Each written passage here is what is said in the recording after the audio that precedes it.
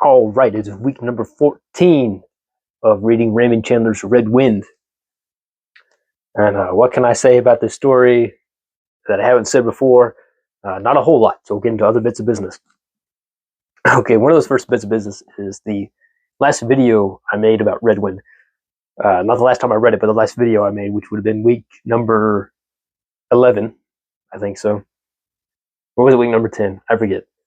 Anyways, one of the last videos, I held up a pistol I own, because at the time I thought that it resembled the pistol, the murder weapon mentioned in Red Wind.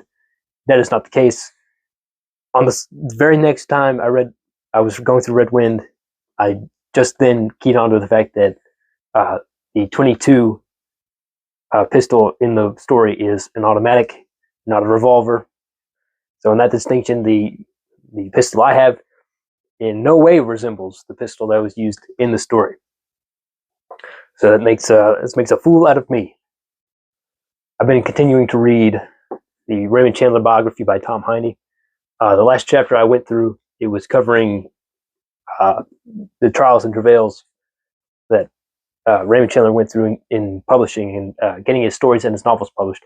The stories were easily published in Black Mask or other magazines. With the novels, here's the thing that through his publisher, Raymond Chandler got into that block where trying to receive critical praise to sort of like legitimize his writing career, it was difficult to get that, just because his style was so taciturn. You know, it's kind of like blood and guts and a little bit of that stuff. It was hard to get any sort of critical praise for his novels. And the publisher, there was always the avenue of publishing through the mass market paperbacks, the pulps, not the pulp magazines, but the just the lowbrow, sleazy paperback, off the rack at the train station type crime novels that were sold. You know, there's always that avenue, but they, Raymond Chandler's publisher were reluctant to go down that route because they thought it would delegitimize Raymond Chandler as an author. You know, kind of spoil his image amongst the critical darlings. But after about the third Marlowe novel came out, okay, they decided, like, okay, we're just going to go ahead and do it. We're going to take the first novel and put it into this mass market paperback format. Sold like hockey, sold millions almost instantly.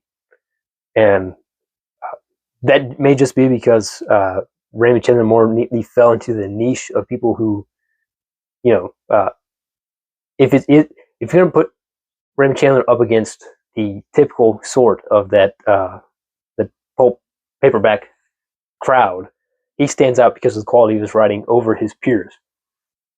Or you could say it was because he had slowly built up a reputation amongst readers, even if it was not a very vocal reputation, like in newspapers and in the cross-cultural talk about his novels, but just like amongst the common people, they had built up this idea of Raymond Chandler's books, of Philip Marlowe character.